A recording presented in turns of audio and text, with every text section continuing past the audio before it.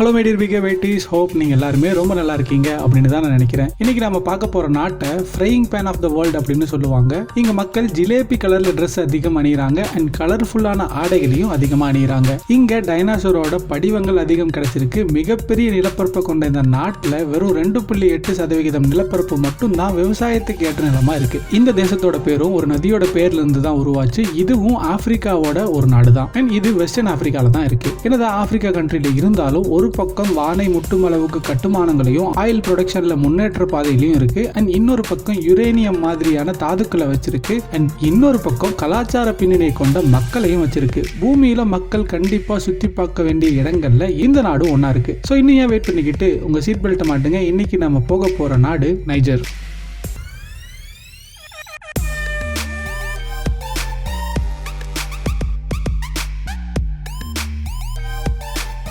கற்றோருக்கு செல்லுமிடமெல்லாம் சிறப்பு. நான் உங்க பிகே, இது நம்ம Bkbytes. இந்த நாட்டோட அஃபீஷியல் பேர் ரிபப்ளிக் ஆஃப் நைஜர். இந்த நாட்டோட பாப்புலேஷன் அப்படின்னு பார்த்தீங்கன்னா 2,41,12,753 பேர். மக்கள் தொகையின் அடிப்படையில் பார்க்கும்போது 57வது இடத்தை பிடிக்குது. அண்ட் இந்த நாட்டோட நிலப்பரப்பு அப்படின்னு பார்த்தீங்கன்னா 12,67,000 ஸ்கொயர் கிலோமீட்டர். ஏரியா அடிப்படையில் பார்க்கும்போது இது 21வது இடத்தை பிடிக்குது. இது ஒரு இஸ்லாமிக் கண்ட்ரி. இங்க 99.3% பேர் முஸ்லிம்கள் தான். Chad, east Nigeria, Benin, Burkina Faso, Mali, Algeria, இதுலயே தெரிஞ்சிருக்கும் இது ஒரு லேண்ட்லாக் கண்ட்ரின்னு. சோ இதுதான் வெஸ்டர்ன் ஆப்பிரிக்காலேயே 2வது பெரிய லேண்ட்லாக் கண்ட்ரி. அண்ட் இங்க வெறும் 17% மக்கள் தான் நகரத்துல வசிக்கிறாங்க. 83% பேர் கிராம பகுதியில் வசிக்கிறாங்க. இது மிகவும் இளமையான ஒரு தேசம். நைஜரோட சராசரி வயசு வெறும் 15 தான். இதுலயே புரியுது இங்க எத்தனை குழந்தைகள் இருப்பாங்க அப்படின்னு. நைஜரை 7 பெரும் பிரிவுகளா பிரிச்சிருக்காங்க. அதுல பெரிய சிட்டி நியாமி தான். இதை தவிர இந்த நாட்டுல பெரிய நகரங்கள் அப்படின்னு பாத்தீங்கன்னா ஜிண்டர் அண்ட் முரிடி. மக்கள் தொகையில 95% பேர் சவுத்துல தான் வசிக்கிறாங்க. நைஜர் அப்படிங்கிற பேரு நைஜர் ரிவர்ல இருந்து தான் உருவாச்சு. இது ஆப்பிரிக்கா கண்டத்தோட 3வது பெரிய நதி. இது 2597 மைல்கள் நீளம் கொண்ட ஒரு நதி. இந்த நதி ரொம்பவே சுத்தமானது. சோ நைல் நதிக்கு அப்புறமா இந்த நதிக்கு நைஜர் மக்கள் ரொம்பவே முக்கியத்துவம் கொடுக்கறாங்க. இது ஒரு பாலைவன தேசமா இருந்தாலும் நைஜர் நதி பாயும் நதிக்கரை ஓரங்கள்ல விவசாயம் நடக்குது. பட் அது மொத்தமாவே வெறும் 2.8% தான் இந்த நாட்டோட நிலப்பரப்புல இருந்து. இந்த நாடு ஆப்பிரிக்கா தேசங்கள்ல இருக்க பல நாடுகள் மாதிரியே ஏழை நாடுகள் பட்டியல்ல தான் வருது. இந்த நாட்டை frying pan of the world அப்படின்னு சொல்றாங்க. அதுக்கான காரணம் இந்த நாட்டோட நிலப்பரப்பு ஃப்ரையிங் பேன் மாதிரி இருக்கிறது மட்டும் இல்லாம பல சமயங்கள்ல நைஜர்ல மழை பெஞ்சுது அப்படின்னா உடனே காஞ்சி போற அளவுக்கு இந்த தேசம் ஒரு சூடான தேசம். அதுக்கான காரணம் என்ன அப்படின்னு கேட்டீங்கன்னா இங்க 80% நிலப்பரப்பு சஹாரா மற்றும் டெனரா பாலைவனங்களால நிறைஞ்சிருக்கு. நைஜரோட பார்டர்ல லேக் சாத் இருக்கு. இது 4 நாட்டு எல்லைகளாகவும் இருக்கு. நைஜர் நாட்டுல அதிகம் விளையக்கூடிய பொருட்கள் அப்படின்னு பாத்தீங்கன்னா ஒன்னு நிலக்கடலை, இன்னொன்னு பருத்தி. சுரங்கம் தோண்டும் பணியில இருந்து இந்த நாட்டுக்கு 40% வருமானம் கிடைக்குது. இங்க யுரேனியம், ஏன் கோல்டு கூட இருக்கு. 2014 கோல்டு இருக்கு அப்படிங்கறதையும் இங்க கண்டுபிடிச்சாங்க. அண்ட் அதை எக்ஸ்போர்ட் பண்ணவும் ஆரம்பிச்சுட்டாங்க. சஹாரால மணலை தவிர வேற எதுவும் இருக்காது அப்படின்னு நினைக்கிறவங்களுக்கு இது ஒரு ஆச்சரியத்தை கொடுக்கும். இங்க இருக்க அல்ரிட் மைன் அப்படிங்கிற ஒரு இடத்துல ஏராளமான யுரேனியங்கள் இருக்கு. இதை இவங்க எக்ஸ்போர்ட் பண்ணி உலகத்துல 5வது பெரிய யுரேனியம் எக்ஸ்போர்ட்டரா மாறிட்டு வராங்க. இங்க மீனும் தானியங்களும் பெரிய உணவு வகைகளா இருக்கு. இந்த மாதிரி வேலைகள் இருந்தும் இங்க வேலை தட்டுப்பாடுகள் நிறையவே இருக்கு. இதனாலேயே நைஜர்ல கிரைம் அதிகமா இருக்கு. அண்ட் நைட்ல டூரிஸ்டுகள் தனியா வெளியே போறதும் ரிஸ்கான ஒண்ணா கருதப்படுது. இதுக்கடுத்து இந்த நாடு ஏழையா இருக்கிறதுக்கான இன்னொரு காரணம் சுகாதாரம். இங்க கொசுக்களோட ராஜ்யம் கொஞ்சம் பெருசு. சோ கொசுக்கள் மூலமா பரவக்கூடிய நோய்களும் இங்க அதிகமாவே இருக்கு. ஆயிரக்கணக்கான மக்கள் மலேரியாவால இங்க இறந்து போயிருக்காங்க. அண்ட் நைஜர்ல 8க்கும் மேலான மொழிகள் பேசுறாங்க. பிரெஞ்சு காலனி ஏகாதிபத்தியத்துல இருந்ததால இங்க பிரெஞ்சு அதிகமான மக்கள் பேசும் ஒரு மொழியா இருக்கு. பிரெஞ்சு பேசினாலும் முஸ்லிம் கண்ட்ரியா இருக்கிறதுனால அதற்கான சட்டங்களும் இங்க இருக்கத்தான் செய்யுது. உதாரணத்துக்கு உள்நாட்டு பிரஜைகள் ஹாஃப் பேண்ட் போட்டு வெளியே போக கூடாது அப்படிங்கிற மாதிரியான சட்டங்கள். பட் உணவுகள்ல பெருசா கட்டுப்பாடுகள் இல்லை அப்படின்னே சொல்லலாம். இதனாலேயே இங்க பல வெரைட்டில உணவுகள் உங்களுக்கு கிடைக்கும். எக்ஸாம்பிளுக்கு டூஓ, ஈஃபோஸ்டூ, மாஃபி, கலிஷா, மொரிங்கா, அதாங்க நம்ம முருங்கைக்கீரையில பண்ற ஒரு dish, kola nuts, waakye, spiced cricket, இது பூச்சிகளை வச்சு பண்ற ஒரு உணவு. இதை தவிர நம்ம ஊரு களி மாதிரியான விஷயங்களையும் இவங்க பண்றாங்க. அதை தவிர ஆப்பிரிக்கன் புஷ் மேங்கோவும் இங்க பாப்புலரான ஃபேமஸான டிஷ் தான். அதை தவிர வெஸ்டர்ன் ஆப்பிரிக்கால பரவலாக கிடைக்கக்கூடிய ஜொல்லாஃப் ரைஸும் இங்க ஃபேமஸான ஒரு விஷயமா இருக்கு. ஆனா இவங்களுக்கு உரித்தான ஸ்டைல்ல இவங்க இந்த ஜொல்லாஃப் ரைஸை பண்றாங்க. மக்களை பத்தி பேசணும்னா இங்க பழங்குடியின மக்கள் தங்களுக்கே உரித்தான கலாச்சார பின்னணிகளோட தான் வசிக்கிறாங்க. என்னதான் முஸ்லீம் நாடா இருந்தாலும் பிரெஞ்சு கலப்பு இருக்கிறதால சில விஷயங்களை இந்த முஸ்லீம் மக்கள் ஃபாலோ பண்றது இல்ல அப்படின்னே சொல்லலாம். உதாரணத்துக்கு இங்க ஹிஜாபை யாரும் பெருசா அணியறது இல்ல.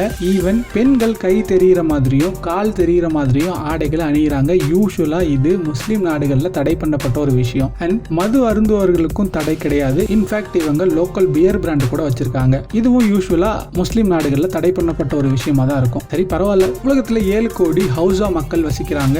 இவங்க ரொம்பவே அழகான உடல் வாகையும் அழகான முக வடிவங்களையும் கொண்டிருக்க ஒரு மக்களா இருப்பாங்க. இந்த ஹவுசா இன மக்கள் நைஜர்ல 1 கோடி பேருக்கு மேல இருக்காங்க. இந்த ஹவுசா இன மக்கள் வாழும் பகுதிகளை நீங்க ஈஸியா கண்டுபிடிச்சிட முடியும். ஏன்னா இவங்க வீடுகள்ல நம்ம ஊர் செட்டியார் வீடுகள் மாதிரி தனித்துவத்தோடையும் தனி தோற்றத்தோடையும் இருக்கும். இதை தாண்டி இங்க ப்ளூ பீப்புள் அப்படின்னு சொல்லக்கூடிய ஒரு இன மக்கள் வசிக்கிறாங்க. இவங்க ப்ளூ மார்னிங் மேடம், ப்ளூ போ அப்படின்ற மாதிரி most of the time blue கலர்ல தான் ட்ரெஸ் போட்டிருப்பாங்க. இந்த மாதிரி ஏகப்பட்ட ஜாதி இன மக்கள் வசிக்கிறதால ஜாதி அடிப்படையிலான அடிமையாக்குதல் இங்க 2003 வரைக்குமே தொடர்ந்துட்டு தான் இருந்துச்சு. அண்ட் இன்னைக்குமே ஹியூமன் டிராபிக் இங்க தொடர்ந்துகிட்டு தான் இருக்கு. இதை தவிர நைஜர்ல சால்கியோர் அப்படின்னு சொல்ற ஒரு ஃபெஸ்டிவல் நடக்குது. இதுல ஆண்கள் வித்தியாசமான மேக்கப் போட்டுட்டு பெண்களுக்கு முன்னாடியும் பப்ளிக் முன்னாடியும் பர்ஃபார்ம் பண்ணி காட்டுவாங்க. இது நைஜர்ல ஆக்சுவலா ஆண் பார்க்கும் படலம் அப்படின்னு சொல்லப்படுது. அண்ட் பிடிச்ச ஆணை பெண்கள் இந்த ஃபங்க்ஷன்ல தேர்ந்தெடுக்க முடியும். நைஜர் சூடான ஒரு தேசம். வழக்கமாவே ஆப்பிரிக்க நாடுகள் கொஞ்சம் சூடா தான் இருக்கும். இங்க சராசரியா 44 டிகிரி வெயில் அடிக்குது.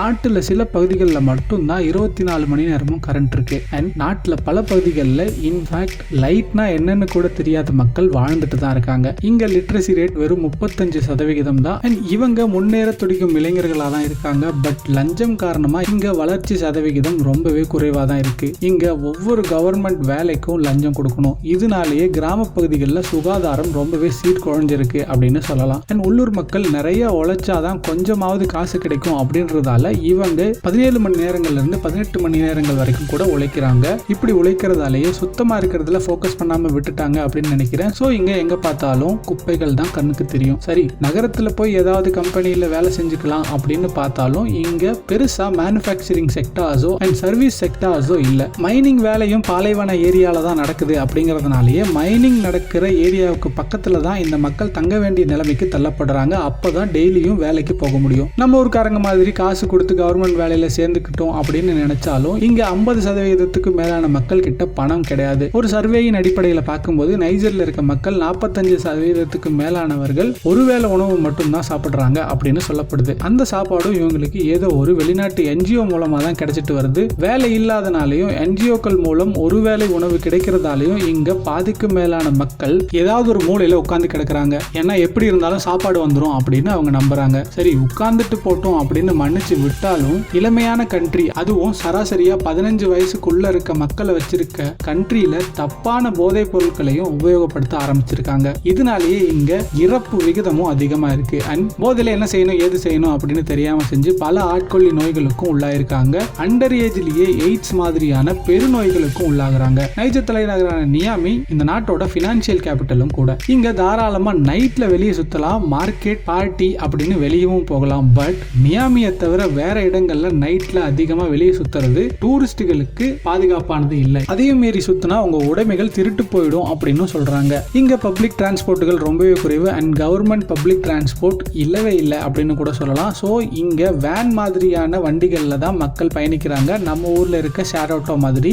6 இருக்கைகள் கொண்ட இந்த வண்டியில 15க்கும் மேலான மக்கள் ஒரே நேரத்தில் பயணிக்கிறாங்க. இப்படி இருக்க நாட்டில் யார் தான் அதிகமாக சுத்தி பார்க்க வருவாங்க அப்படின்னு நீங்க நினைச்சீங்கன்னா ஒரு அதிர்ச்சியான விஷயம் என்ன அப்படின்னு கேட்டா இந்த நாட்டில் ஆர்கியாலஜிஸ்டுகள் அதிகமாக சுத்தி பார்க்க வராங்க. அதுக்கான காரணம் 112 மில்லியன் வருஷத்துக்கு முன்னாடி டைனோசரஸ் இங்க அதிகமாக வாழ்ந்திருக்கு. அதோட புதைப்படிவங்கள் உள்ளூர் மக்களாலேயே கண்டெடுக்கப்பட்டிருக்கு. அதை இவங்க நைஜர் சோரஸ் அப்படின்னு சொல்லிக்கிட்டு இருந்தாங்க. இந்த விஷயத்தை பலரும் கட்டுக்கதை அப்படின்னு நினைச்சிட்டு இருந்தாங்க. பட் அதுக்கப்புறமா தான் இது அத்தனையும் உண்மை அப்படின்னு தெரிய வந்துச்சு. அதுக்கப்புறமா இங்க ஆர்கியாலஜிஸ்டுகள் குவிய ஆரம்பிச்சிருக்காங்க. இந்த தேசம் யூடியூப்ல வேணா பாப்புலரா இல்லாம இருந்திருக்கலாம். பட் நேஷனல் ஜியோகிராஃபி, டிஸ்கவரி இந்த மாதிரியான பல பெரிய சேனல்கள்ல எப்ப பார்த்தாலும் நைஜரை பத்தி தான் சொல்லிக்கிட்டே இருப்பாங்க. அவ்வளோ பழமையான ஒரு தேசம் அண்ட் அவ்வளோ வித்தியாசமான ஒரு தேசமும் கூட. இங்க அனுபவிக்கவும் ஏகப்பட்ட விஷயங்கள் இருக்கு. இந்த நாட்டில் நைஜீரியா நைரா அப்படிங்கிற காசு காசை தான் யூஸ் பண்றாங்க. இந்த ஒரு நைஜீரியன் நைரா இந்திய ரூபாயின் மதிப்புப்படி 0.19 பைசாவுக்கு தான் சமம். ஸோ நைஜர் பத்தின இந்த இன்ஃபர்மேஷன்ஸ் எல்லாம் உங்களுக்கு ரொம்பவே இன்ட்ரெஸ்டிங்கா இருந்திருக்கும் அப்படின்னு நான் நம்புறேன். ஒருவேளை இருந்தா கீழே தெரியுற சப்ஸ்கிரைப் பட்டனை மறக்காம சப்ஸ்கிரைப் பண்ணுங்க. இல்லைன்னா நீங்க எதையோ ஒன்று மிஸ் பண்ண போறீங்க அப்படின்னு அர்த்தம். இது வரைக்கும் இந்த வீடியோவை கண்டினியூவா பார்த்துட்டு இருக்க ஆல்ரெடி சப்ஸ்கிரைப் பண்ணினா ஒரிஜினல் Bkbytesக்காக இந்த bonus point. UK foreign office report படி டூரிஸ்டுகளுக்கு அன்சேஃபான 17 கண்ட்ரிகளின் பட்டியலில் நைஜரும் இடம் பிடிச்சிருக்கு. இதனால தான் இந்த நாட்டுக்கு போக எவ்வளோ செலவாகும் அப்படிங்கிற விஷயத்தை நான் வெளிப்படையாக சொல்லலை. ஸோ அவ்வளோதான் மை டியர் Bkbytes. இதே மாதிரியான ஒரு ஒரிஜினல் கண்டென்ட்டோட நான் உங்களை நெக்ஸ்ட் மீட் பண்ணுறேன். அன்டில் தென் பாய். நான் உங்கள் BK. இது நம்ம Bkbytes.